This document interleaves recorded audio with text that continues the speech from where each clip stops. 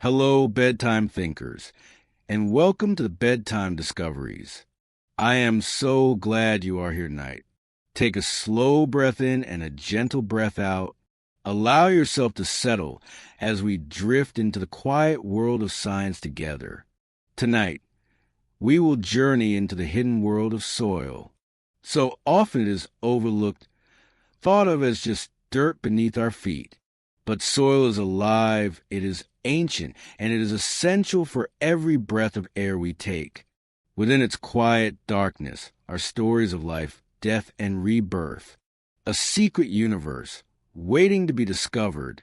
Before we begin our exploration, I invite you to gently share in the comments where in the world you are listening from and what time it is for you right now. It's always beautiful to see how many places on earth we come together from, and if you feel comforted here, please softly press the like button and subscribe to the Bedtime Discoveries so you can return whenever you like another calm, gentle journey. When most people hear the word soil, they think of dirt, the smudges on shoes, the dust on roads. Something plain, ordinary, even messy. But soil is not dirt. It is alive. It is an ecosystem, a community, a hidden world just beneath your feet. Imagine walking through a quiet garden.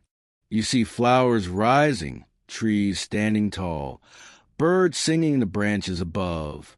But where does all this life begin? Not in the sky, not in the air, but in the earth below, in the soil.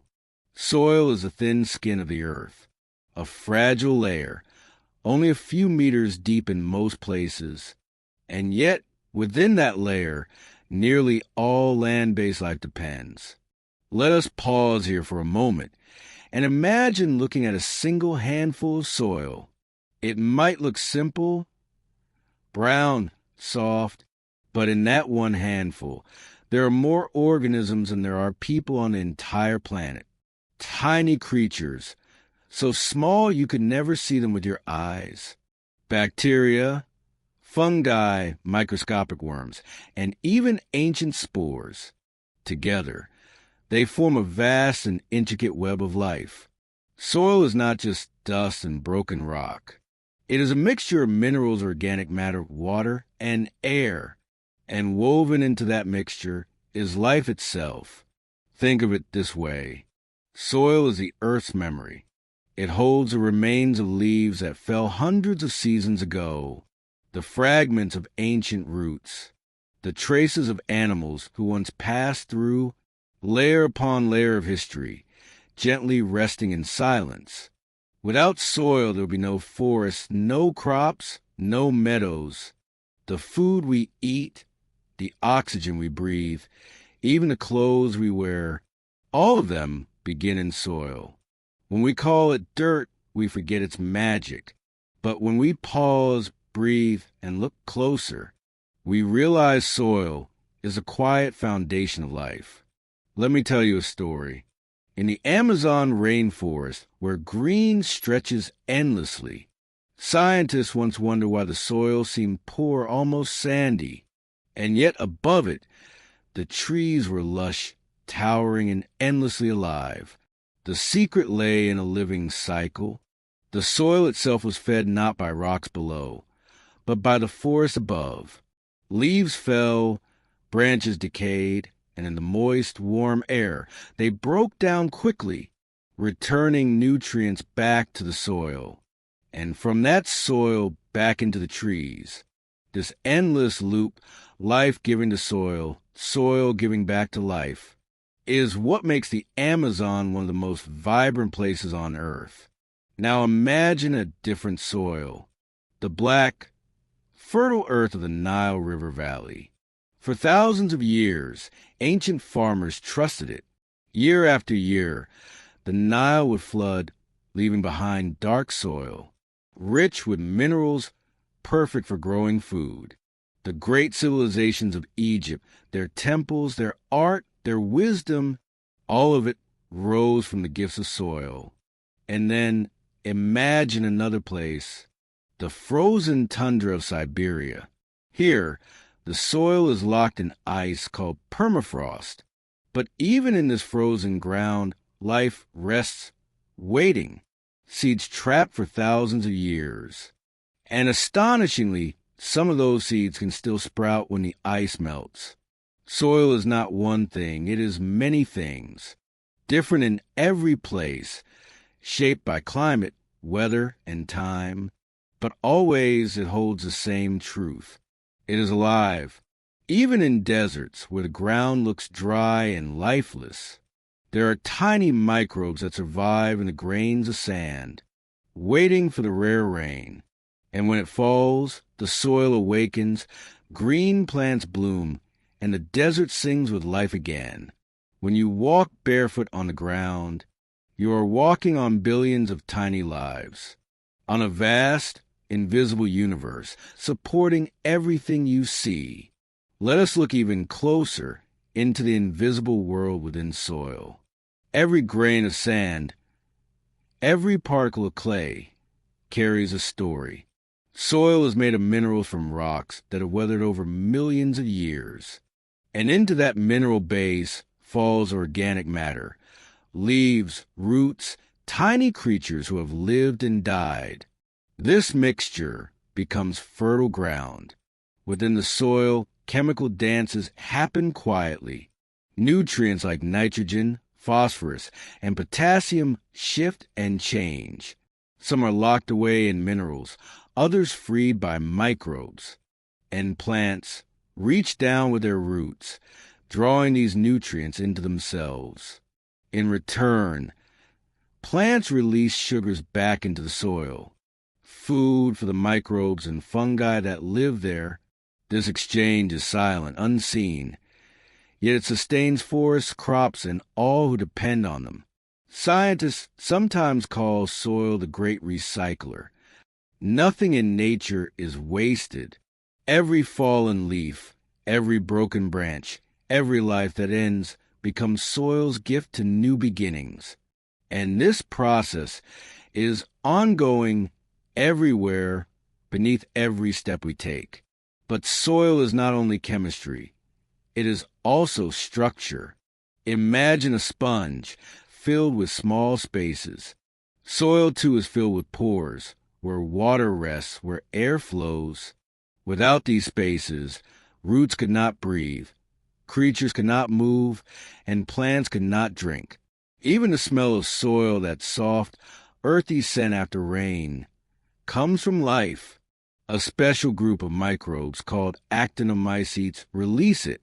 It is a perfume of the earth itself, a reminder that the ground beneath us is not dead, but alive, vibrant, breathing. And so, when we pause to think, we see that soil is far more than dirt. It is a living fabric, woven from minerals, water, air, and life. It is ancient memory, quiet chemistry, and hidden symphony. When you next walk outside, look down for a moment. Beneath your feet lies an entire world, supporting every step you take and every breath of air you draw. When you look at the ground, it seems like one surface, flat, solid, unchanging. But beneath that surface lies a hidden world of layers, each one with its own role, its own quiet character. Scientists call these soil horizons, and together they form what we know as a soil profile. Imagine gently cutting into the earth like a slice of cake. You would see bands of color, texture, and life, from dark, crumbly topsoil to pale, mineral-rich subsoil down a hard, ancient rock. The very top is the O horizon. Here rests a litter of life, fallen leaves, twigs, moss, and soft fragment of plants. This is where decay begins, the first step in turning life into nourishment for what comes after. It is not just debris, it is the opening chapter of the soil story. Just beneath lies the A horizon, what most people call topsoil. Rich, dark, almost black at times. It is alive with roots, worms, fungi, and countless microbes. This is where seeds sprout, where plants anchor themselves, where food for the world begins. Further down is the B horizon, the subsoil. Here, colors shift to reddish, brown, or yellow tones. Iron, clay, and minerals collect in this layer, washed down slowly by rain. It is denser, harder, less alive, yet vital for storing water and nutrients. Beneath this lies the sea horizon, a layer of weather rock fragments, the foundation from which soils are born. It carries a memory of ancient mountains and stones, slowly breaking apart, feeding the layers above with minerals. And finally, at the deepest depth lies the bedrock, solid, enduring, ancient.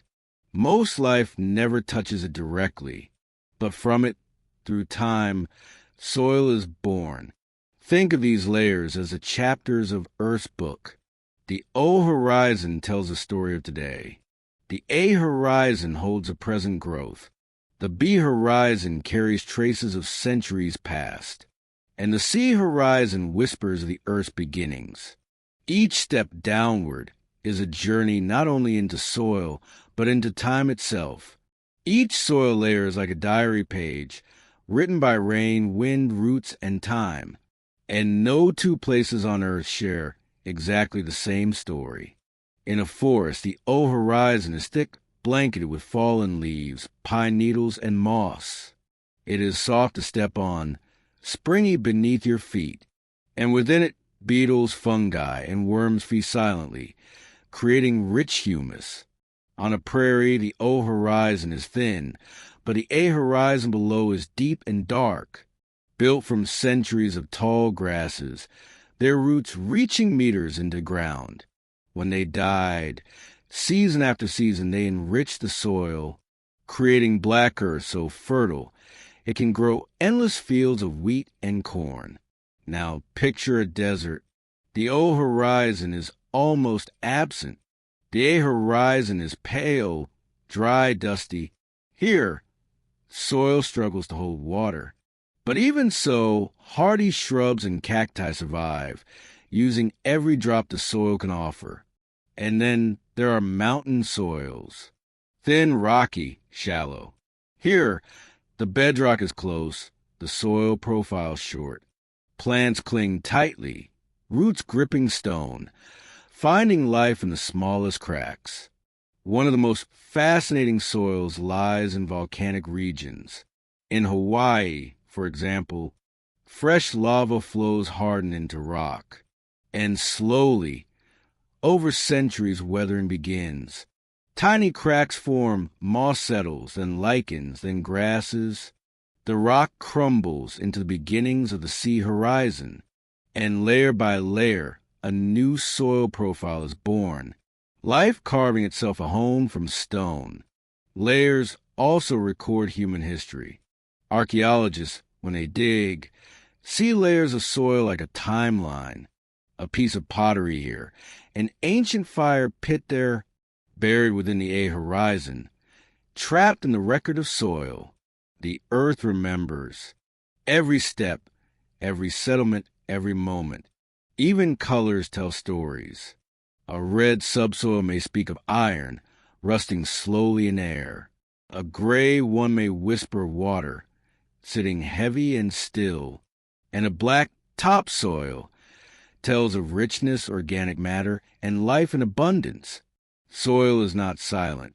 It tells us in its layers where it has been and what it can become. Why does soil form in layers at all? The answer lies in patience, in time, in processes that move so slowly we almost never notice. Rain falls, carrying tiny particles of clay, minerals, and nutrients downward.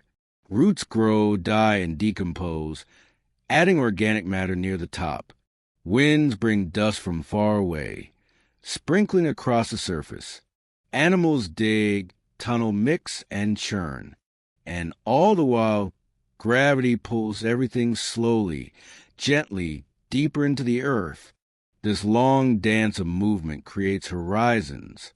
Each horizon is shaped by what enters and what leaves.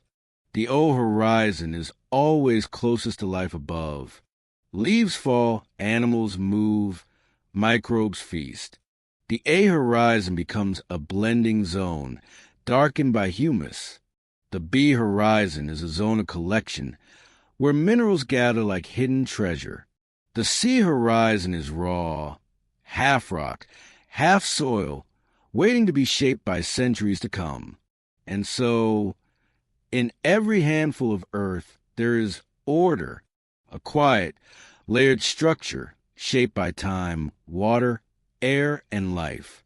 For farmers, gardeners, and scientists, understanding these layers is essential.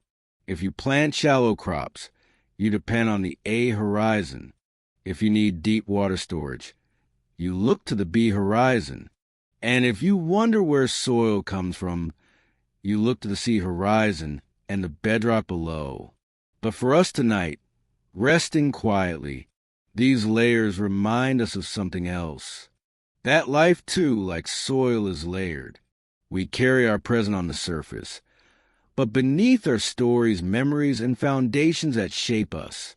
Soil is not only the ground we walk upon, it is a mirror of time itself.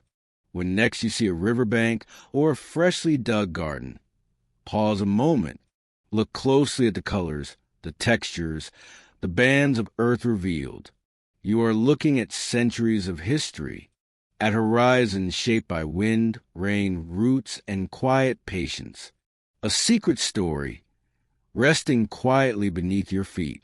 When you walk across a meadow or step into your garden, you may not realize it, but beneath every footprint you leave lies a world as busy and vibrant as a great city. The soil is not empty. It is filled with life, with tunnels, chambers, highways, and hidden passageways. To us, it is silent, but for those who live within it, soil is home. Imagine looking down with invisible eyes. You would see earthworms moving gently through dark corridors, carrying bits of soil in their bodies, leaving behind rich castings that feed plants.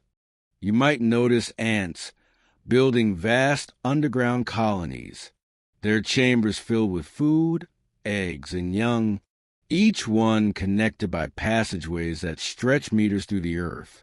There are beetles armored and strong, larvae sleeping in hidden pockets, spiders waiting silently in burrows, tiny mites scurrying unseen, and then even smaller lives, creatures so tiny we cannot see them at all. Nematodes, little worms weaving through water films, protozoa gliding in droplets, and billions of bacteria and fungi, each playing a role in this secret underground network. If we could shrink ourselves and walk through this soil city, we would see bustling neighborhoods, root tips reaching downward, branching like trees in the darkness, fungal threads stretching like silken bridges, connecting plant to plant, sharing nutrients, whispering signals. The soil is alive, and every creature, large or microscopic, has a place in this hidden home. What is remarkable is how they all depend on one another. The worms open pathways. The microbes release nutrients. The fungi form vast underground networks. And together, they create the foundation for all life above. Soil is not just a home.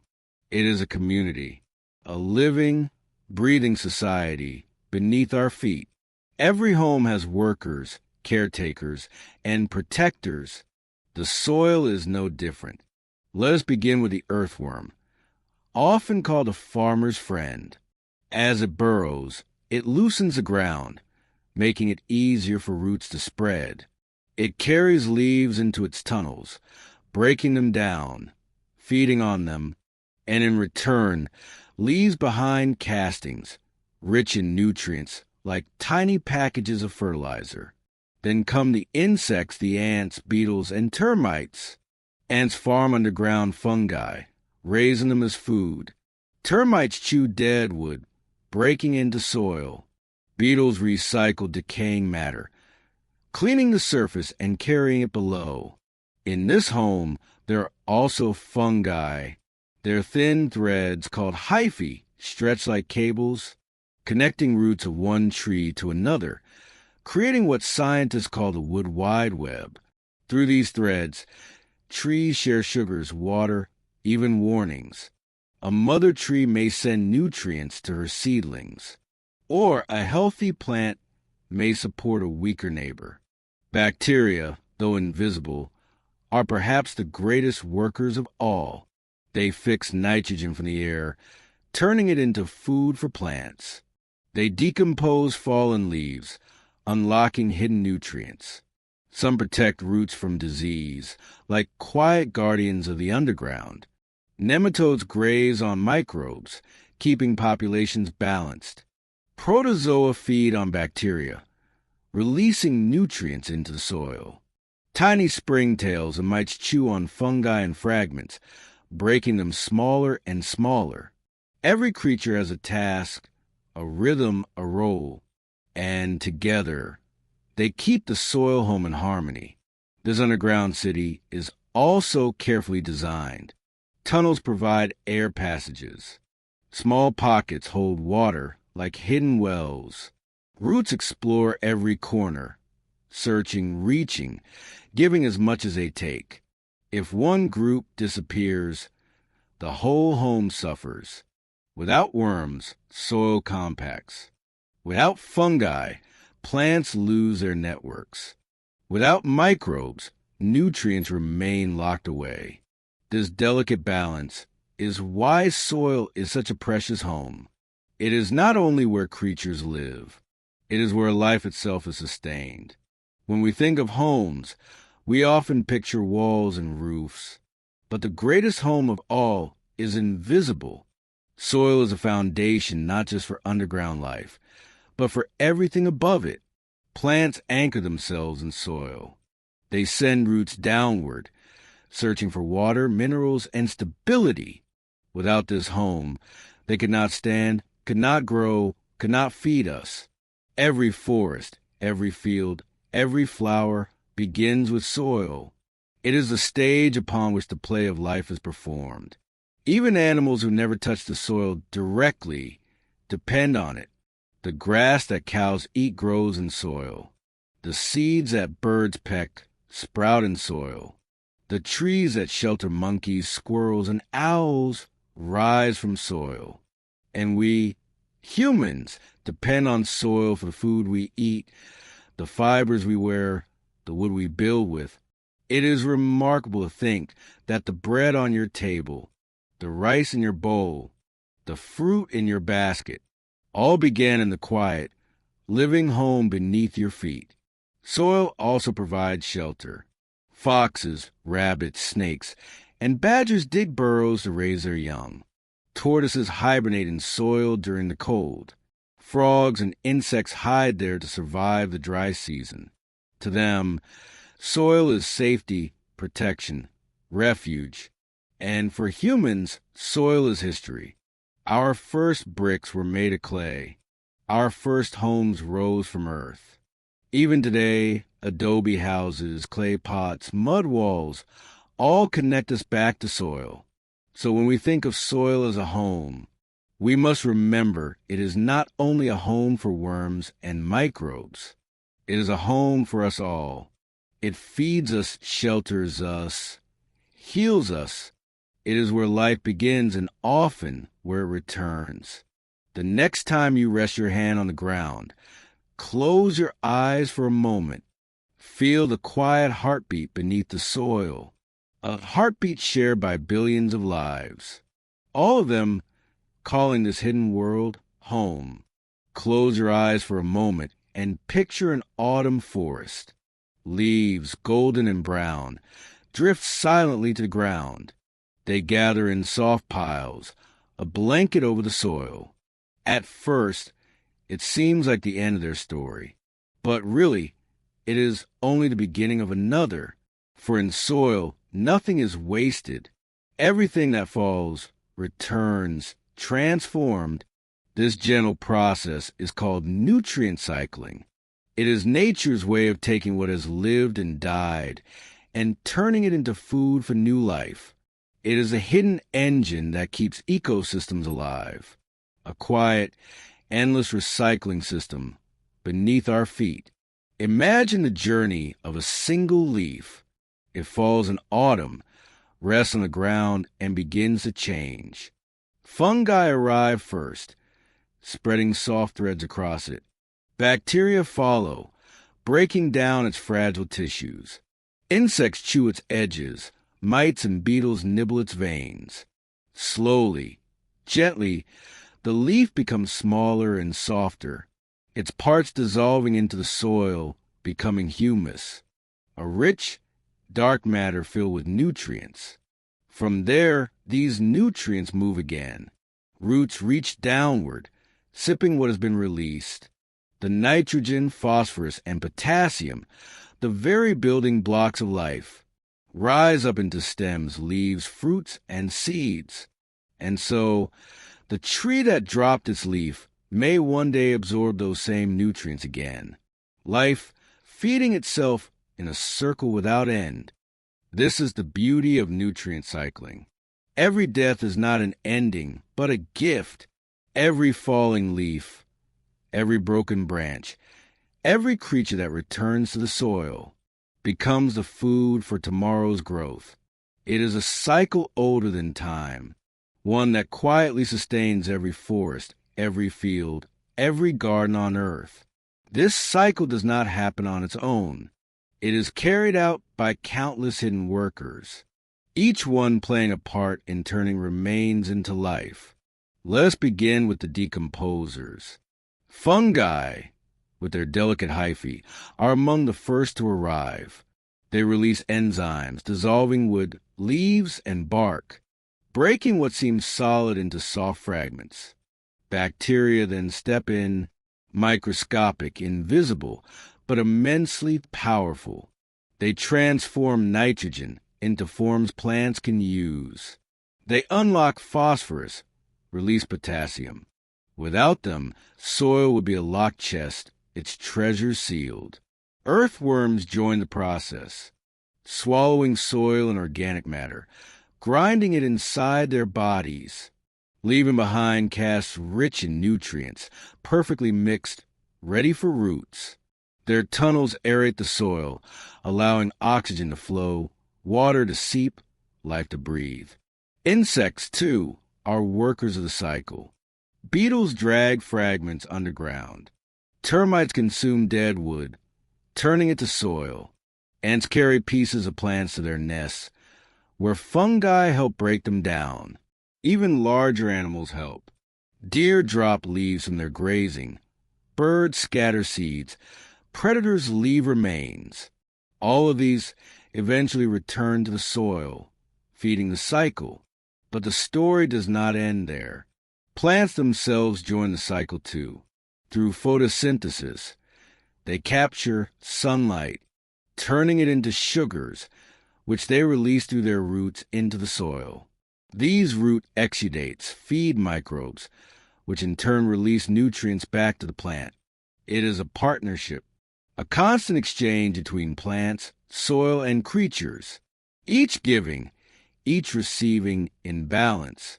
This hidden collaboration means that nothing is lost. The fallen leaf, the decayed branch, the passing of one life, all become part of the nourishment for the next. And because of these workers, the cycle continues without end. Now let us step back and see the cycle as a whole. Nutrients move like threads in a web, from soil into plants into animals and back again. Take nitrogen, for example. In the air, it floats freely, but plants cannot use it in that form. Bacteria in the soil and in the roots of legumes transform it, fixing nitrogen into compounds plants can absorb. Those plants feed animals, and when plants and animals die, the nitrogen returns to the soil, where microbes continue to work, making it available once more. Or consider carbon. Plants draw it from the air as carbon dioxide, build themselves with it, feed animals with it. When they fall, when they decay, carbon enters the soil. Some released back to the air, some stored as organic matter, a balance that shapes the climate of our entire planet. Phosphorus and potassium move in similar cycles, flowing through roots, fruits, bones, and soil. Never lost, only changing form, changing place. This cycle touches us too. Every meal we eat, every breath we take, is part of nutrient cycling. The grains that fill our bread, the vegetables on our plate, the fruit in our hand, all grew because soil released its stored nutrients into their roots. And when we, too, one day return to the earth, we will join the cycle, as every being before us has done. It is humbling to realize that in soil, nothing truly ends. Everything transforms, moves onward, feeds what is to come. This cycle also holds wisdom for us. When we waste less, when we compost, when we return organic matter to soil, we join nature's cycle instead of breaking it. When we allow forests to stand, when we care for grasslands, when we protect wetlands, we protect not only habitats, but the great recycling engine of life itself. So the next time you see a fallen leaf or a patch of rich, dark soil, pause for a moment and remember that you are looking at a story older than time, a cycle of giving and receiving that quietly sustains all life on Earth. Soil is not solid, not entirely. Though it may feel firm beneath our steps, it is full of spaces, tiny pores, winding passages, hidden pockets. Within these spaces live something vital, water and air. They are the lifeblood and the breath of soil. Without them, no root could grow, no microbe could thrive, no plant could rise toward the sun. Let us first imagine water. When rain falls, it trickles down through the soil.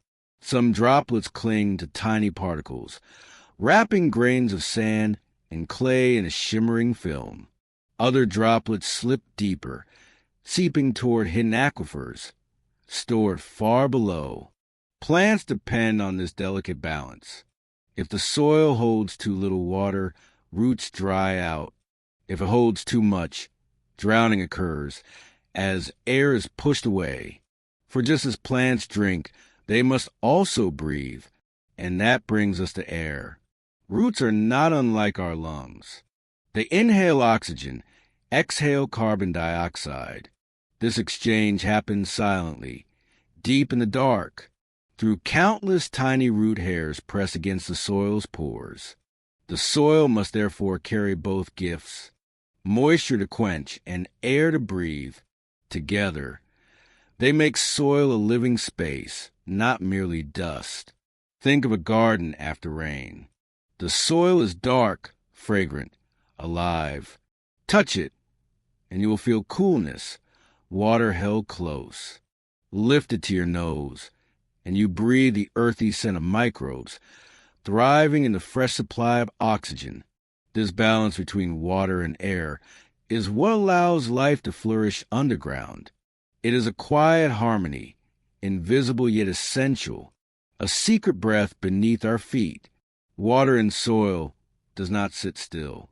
It moves, it travels, it follows hidden paths. Some of it runs quickly through sandy ground, draining fast. Some lingers in clay, held tightly, slow to leave. Loam, the gardener's treasure, holds water just right, not too much, not too little. There are three main forms of water in soil. Gravitational water, which drains away quickly after rain. Capillary water, which clings gently to soil particles, available for roots to sip. And hygroscopic water, bound so tightly to soil grains that roots cannot take it in. Plants rely mostly on capillary water, that thin film wrapping the soil grains, always present, always accessible. It is this water that carries dissolved nutrients, flowing into roots, feeding stems, leaves, flowers, and seeds. But water also moves upward. On hot days, it evaporates, rising back toward the air. On cooler days, it seeps deeper, stored for drier times. Soil, in this way, acts as a reservoir, a quiet storehouse for life, releasing water slowly, steadily, to those who need it. Air, too, has its own dance in soil. Every time raindrops fall, they push air out of the pores. But as the soil drains, air returns, flowing downward through cracks and passages. Earthworms help by tunneling, their winding burrows creating airways. So do roots, which when they die, leave behind empty channels. In this way, soil breathes, exhaling carbon dioxide produced by microbes and roots, inhaling fresh oxygen from the world above. This unseen circulation ensures that life continues, quietly and constantly. Without it, the underground would grow still, heavy, lifeless. With it, the soil becomes a breathing, pulsing system, always in motion. We might think of soil as static, but in truth, it is alive with flows. A hidden river of water, a hidden breath of air, moving endlessly, nourishing all it touches. The presence of water and air and soil is not just science, it is balance. Too much water and air is pushed out. Without oxygen, roots suffocate, microbes perish, and the soil turns sour. Too much air and water vanishes, leaving roots thirsty, microbes dormant, and plants wither. Soil must remain in harmony, holding both in measure, allowing each to serve its role. This balance shapes entire landscapes. Wetlands, for instance, are soils saturated with water. Their unique microbes thrive without oxygen, producing methane, shaping the carbon cycle of our planet. Deserts, by contrast, are soils where water is scarce. Life adapts by burrowing deep or by storing moisture within thick roots and leaves. Even agriculture depends on this balance. Farmers learn to manage irrigation, so fields are neither drowned nor parched. They till gently to let air in. They add organic matter, so soil holds water without losing breath. And for us, this balance is personal. Every meal we eat, every grain, every vegetable, every fruit, all came from plants whose roots once reached into a soil that held water and air in just the right amounts. Think also of the way soil connects us to the water cycle of the earth. Rain falls, sinks into the ground, then flows back to rivers, lakes, and oceans. Along the way, it nourishes plants, fills aquifers, quenches fields. The soil is not just a resting place for water. It is a keeper, the mediator, the silent guardian of the earth's water. And air without soil's breath, there would be no balance in the underground, no oxygen for roots, no pathways for microbes, no living humus. It is the soil's way of breathing with us, taking in what we exhale, releasing what we need in return. So, the next time you press your hand to the earth, remember that beneath your palm lies a hidden world of breath and drink. The soil is not still, it is alive, filled with water flowing, air moving, a balance sustaining all life above. It is here, in these unseen currents, that the miracle of soil continues. Beneath every step you take lies an invisible world, a world too small for our eyes, yet larger in number than anything we can imagine. This is the world of microbes. Microbes are tiny, so tiny, millions can rest upon a single grain of soil. They cannot be seen without a microscope. Yet they shape the soil, the plants, the air, even the climate. When you touch the earth in your garden, you are holding galaxies of living beings. Bacteria, fungi, protozoa, archaea, each moving, each eating, each releasing, each building. A single teaspoon of soil may hold billions of them, more living beings than there are people on Earth. They are the invisible majority, the true engineers of soil. Bacteria work tirelessly, breaking down organic matter into nutrients. Fungi send out fine, thread-like hyphae, weaving through the soil like soft roots. Protozoa graze upon bacteria, balancing populations. And archaea, some of the oldest forms of life, endure where others cannot. Together, they form a web, a quiet, unseen network that holds the soil alive. Without them, fallen leaves would not decay. Nutrients would not cycle. Plants could not grow. These silent workers do not seek attention. They simply exist in endless numbers, patiently shaping the hidden world beneath us. Soil without microbes will be nothing more than dust. With them, it becomes life itself. Microbes are not only decomposers, they are partners. Plants, in their quiet wisdom, have learned to call upon them. Consider the roots of a tree. Stretching deep into ground, they release small droplets of sugars, tiny gifts known as root exudates. These exudates are messages, signals, food for microbes. In return, microbes gather around the roots, forming protective communities. Some microbes fix nitrogen, pulling it from the air and converting it into a form the plant can drink. Others unlock minerals, like phosphorus or iron, hidden in the soil. Still others guard the roots from harmful invaders, building a shield of invisible allies. Fungi, too, play a remarkable role. Mycorrhizal fungi form symbiotic bonds with roots, their filaments stretching far beyond what roots alone could reach. Through these fungal threads, nutrients flow, water is shared, even signals of distress can travel from one plant to another.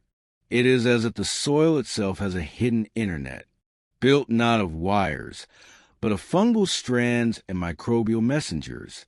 This partnership is ancient.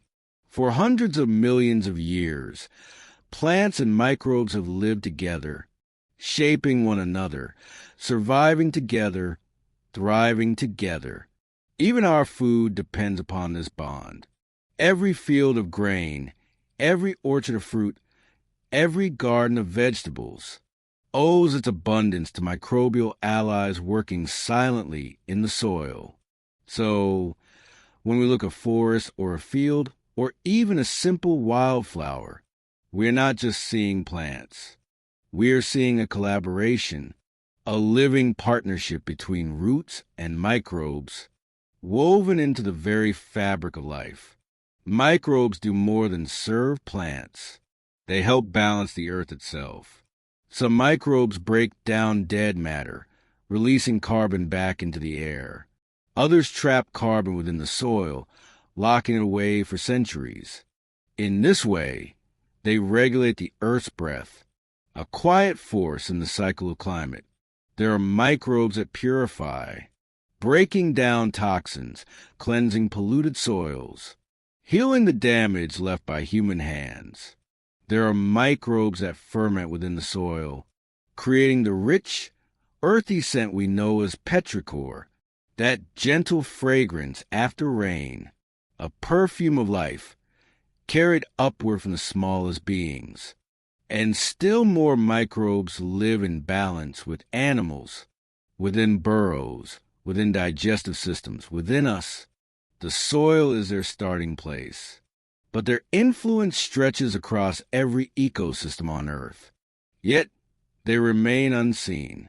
They do not demand notice or recognition. They are the silent keepers of balance. working in darkness, in silence, in numbers beyond counting. Without microbes, soil would collapse, plants would falter, animals would vanish, and life as we know it could not exist. So, the next time you kneel upon the ground, or hold a handful of soil between your palms, remember that you are not holding Earth alone. You are holding billions of living companions, keepers of the hidden cycles, builders of life itself. They are the unseen heartbeat of the earth, the breath beneath the soil, the endless multitude we cannot see, but upon which all life depends. Soil, though it lies beneath our feet, is deeply connected to the air above. It does not only support roots, it also helps balance the climate of our planet. One of the greatest gifts of soil is its ability to hold carbon. When plants grow, they draw carbon dioxide from the air through their leaves, turning sunlight, water, and carbon into sugars. These sugars flow down into roots, some to feed the plant itself, and some to feed the microbes that gather nearby. When plants die, their leaves and stems fall to ground. Slowly, gently, they are broken down by microbes, by fungi, by earthworms. Some of the carbon is released back into the air, but some becomes part of the soil itself, bound into humus, dark and rich, locked away for decades, even centuries. In this way, soil acts as a quiet storage chest, a vault beneath our feet, holding more carbon than all the world's plants and atmosphere combined. Yet the storage is fragile. When soil is disturbed too deeply, plowed without rest, stripped of cover, left bare to sun and wind, the carbon it holds is released, the vault is opened, and the air is filled with what was once safely hidden. This is why soil is often called the silent carbon keeper. It guards what the air alone cannot hold. It balances, protects, and sustains. Think of a forest floor, soft with layers of leaves, damp with decay, teeming with roots and fungi. Such a place is a powerful sink for carbon, drawing it in, keeping it safe, turning the air's breath into soil's memory. Without soil's quiet work, our climate would drift even faster into imbalance. With it, the earth holds steady, breathing in harmony with the lives it sustains. Soil does not only shape carbon, it also influences water and air, two of the great forces that guide our climate. When rain falls upon healthy soil, the ground absorbs it, drinks it in. The water seeps downward, replenishing aquifers, and moves slowly outward, feeding streams and rivers. This gentle soaking prevents floods and keeps water flowing even in dry seasons. But when soil is bare, eroded, or compacted, it cannot drink. Rain rushes across its surface, carrying soil away, filling rivers too quickly, causing floods, then leaving dryness behind. In this way, the health of soil controls the rhythm of rain. It softens extremes, balances seasons, keeps both drought and flood from ruling the land. Soil also affects the very air around us. Dark, rich soil full of humus absorb heat during the day and release it slowly at night, softening temperature swings. Dry, pale soils, by contrast, reflect sunlight back into sky, making the air hotter and the land less forgiving. Even the dust from soils, when carried by winds across deserts and plains, can see clouds shaping when and where rain will fall. Soil, in its quiet way, dances with water and air. It does not shout, but its influence stretches across skies, shaping clouds, shaping winds, shaping the weather itself. In our time, the balance between soil and climate is delicate. Soils across the world hold vast stores of carbon, but they are under pressure. Deforestation, overfarming, and pollution weaken their grip. The vault is being opened, and carbon is escaping faster than soil can hold it. Yet there is hope. When soil is cared for, when fields are covered with crops through every season, when compost and organic matter are returned to the ground, soil grows stronger, richer, more able to hold carbon. Farmers and gardeners are now learning again what ancient traditions once knew, that healthy soil is the best defense against a changing climate. Practices like no-till farming, cover cropping, and reforestation all help soil breathe properly, drink deeply, and lock away the air's excess carbon. Even in cities, soil plays a role. Parks, gardens, green roofs. Each patch of living earth absorbs rain, cools air, and holds carbon. Each patch softens the heat of asphalt and concrete, bringing balance back, one handful of soil at a time. We may not see it, but every step we take is upon a system, deeply tied to the future of our planet. Every breath we take is influenced by soil's hidden work. The soil is not silent. It whispers in the wind, in the balance of rain, in the warmth of the night, in the breath of our climate. So when we think of climate change, we must also think of soil, for in its health lies our future, and in its care lies our hope.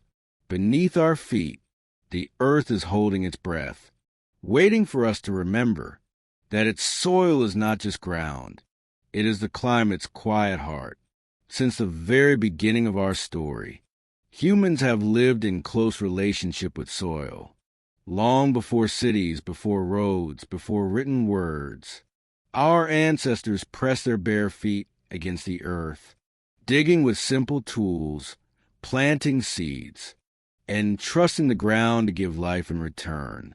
Soil was our first partner. It held the roots of wild grains that early humans gathered. It nurtured fruits and herbs that healed, and it sheltered clay, shaped into the first pots and bricks. In every ancient culture, soil was more than ground, it was sacred. In Mesopotamia, people believed humans were formed from clay, shaped by divine hands.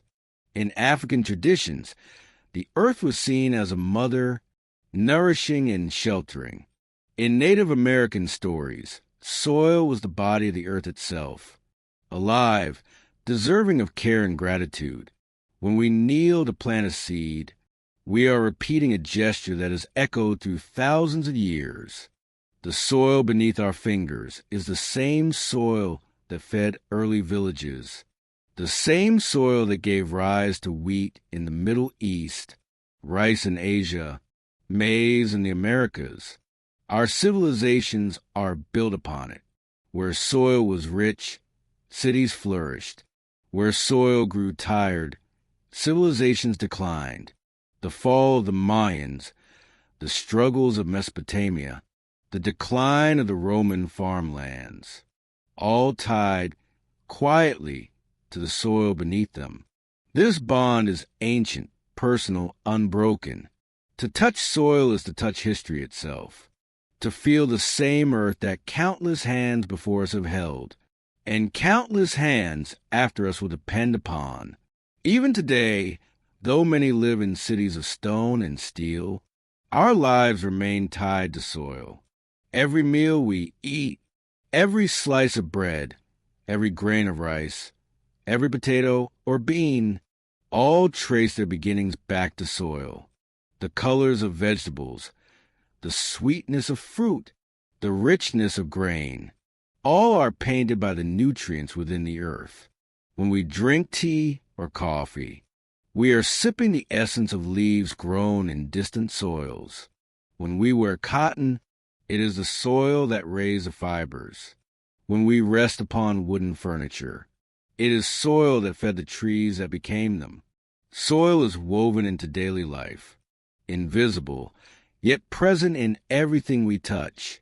Culturally, too, soil has shaped us.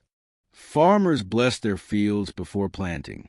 Children play in gardens and mud, discovering the joy of earth in their hands. Pilgrims walk barefoot upon holy ground, believing soil itself to be sacred. Even language carries soil's memory. The word humus, meaning soil, is the root of the word human. It reminds us that to be human is to belong to the ground. Gardening remains one of our simplest connections to the earth. In gardens, we kneel, dig gently, plant with care, and wait for life to rise. For many, this act is calming, healing, grounding. Studies even show that microbes in soil release chemicals that can lift mood, helping us feel peaceful, even happy. This connection is not just practical, it is emotional, spiritual. The soil grounds us, reminding us of our place within the living world. In the end, the soil does not only give to us, it also receives us. Every leaf that falls, every animal that perishes, returns to the soil, becoming part of the endless cycle of renewal. Humans, too, return. For thousands of years, we have laid our loved ones into ground, trusting the earth to hold them gently, to transform their bodies into nourishment for new life. In this way, soil is not only the beginning, it is also the keeper of endings. It holds our memories, our stories, our very essence. It receives us with the same tenderness that it once gave to seeds and roots. Modern science now rediscovers this truth as people turn to natural burials, where the body nourishes the earth, where death feeds life, and the cycle continues unbroken. Soil, then, is our constant companion. It feeds us, clothes us, shelters us. It heals us with plants it nourishes, and it comforts us when we return to it in rest. The human story is a soil story. Every chapter, from ancient fields to modern farms, from childhood play to final rest, is written upon the earth. And when we press our hands into soil, we feel not only the grains of sand and clay, but the memory of our ancestors, the weight of civilizations, and the promise of all who will come after. Soil connects us to one another, to the past, to the earth itself. It is the ground beneath us and the bond within us. Soil may feel strong beneath our steps, but in truth it is fragile, a thin skin upon the face of the earth. This skin, so often taken for granted, takes thousands of years to form, yet can be lost in a single season. One of the greatest threats is erosion. When wind blows across bare land, when rain falls upon unprotected soil, the particles are lifted, carried away, swept into rivers, or scattered as dust. Each grain lost is a fragment of history, a tiny piece of the earth's memory, gone perhaps forever. Erosion has shaped civilizations. The Dust Bowl of the 1930s, where storms of dry soil swept across the American plains, left farms barren, families broken, and skies dark with earth. But erosion is not only history. It is present now, in every place where soil is stripped of its cover, where forests are cleared, where fields lie open, the skin of the earth thins, and life is weakened. Pollution, too, seeps into the soil. Chemicals from factories, pesticides and fertilizers from fields, waste from cities, all drip downward into the earth that once held purity. These substances do not vanish. They linger, changing the balance of microbes, poisoning roots, building toxins in the hidden underground. Once fertile soil can become barren, and recovery takes centuries. We may walk upon soil as though it were unshakable, but beneath it is vulnerable, delicate, easily wounded. The soil is alive, but like all life, it must be cared for, or it fades. Much of what threatens soil comes from us, from ways we use or misuse the land. Deforestation strips the earth of its guardians. Without trees and roots to hold it, soil washes away in rain, or dries and drifts in wind. The forest floor, once dark and rich, becomes pale, thin, exhausted. Overfarming pulls too much, too quickly. When crops are planted without pause, when the same fields are used again and again without rest, the soil grows weary. Its nutrients vanish, its structure crumbles, and it can no longer support life as it once did.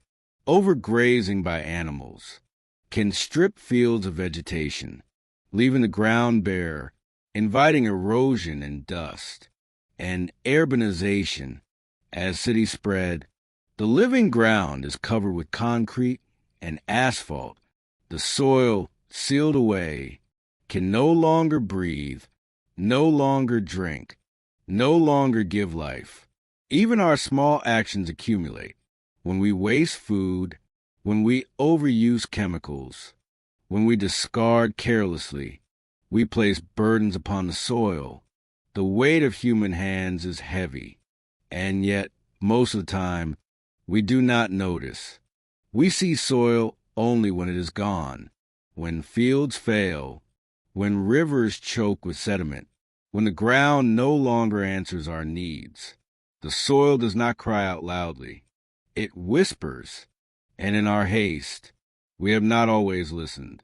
The threats to soil are not only local, they ripple outward, touching the balance of the entire earth. When soil is lost, crops fail, and hunger follows. When soil is poisoned, water is tainted, and health declines. When soil is sealed beneath pavement, floods grow stronger, for there is no earth to drink the rain. The soil is warning us. Its fertility is fading in many places. Each year, millions of tons are lost to erosion, millions more to pollution, millions more to exhaustion. Scientists say that fertile topsoil, the dark layer that feeds the world, may vanish in less than a century if we do not change our ways. But the warning is not given in anger. It is given in silence, in the quiet thinning of fields, in the gentle loss of life, in the fading fragrance of earth after rain. And yet, within this warning lies hope, for just as soil is threatened by our hands, it can also be healed by them.